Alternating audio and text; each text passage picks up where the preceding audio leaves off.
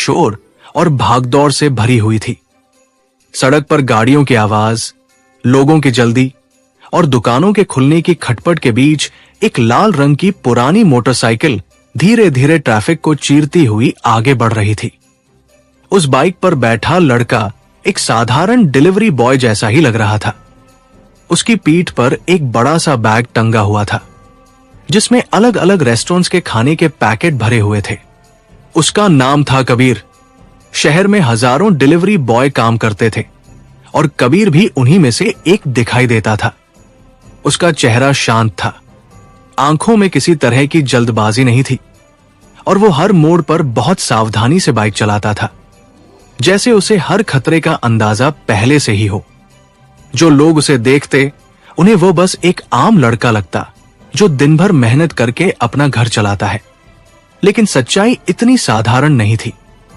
कबीर पिछले 2 साल से इसी शहर में डिलीवरी का काम कर रहा था।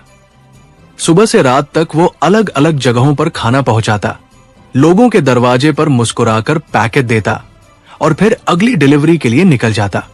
उसके आसपास के लोग भी उसे बहुत ज्यादा नहीं जानते थे।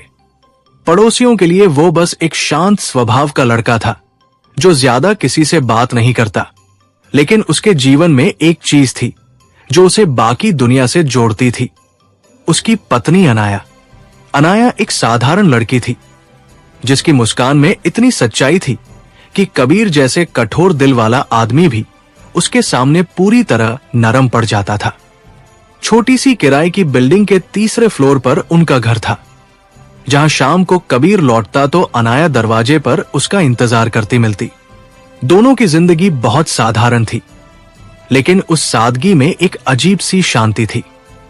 उस सुबह कबीर एक बड़ी होटल से ऑर्डर लेकर शहर के पॉश इलाके की ओर जा रहा था। ये इलाका बाकी शहर से बिल्कुल अलग था।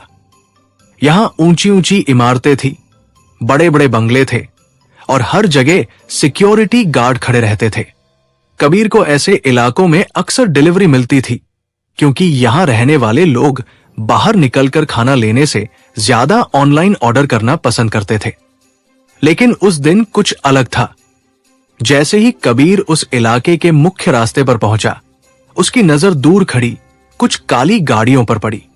वे गाड़ियां सामान्य नहीं थी, उनकी खिड़कियां पूरी तरह काली थी और उनके आसपास खड़े आदमी साधारण बॉडीगार्ड से कहीं ज्यादा खतरनाक दिखाई दे रहे थे। कबीर ने अपनी बाइक की स्पीड थोड़ी धीमी कर दी। उसकी आंखों में एक पल के लिए हल्की सी चमक आई, जैसे वो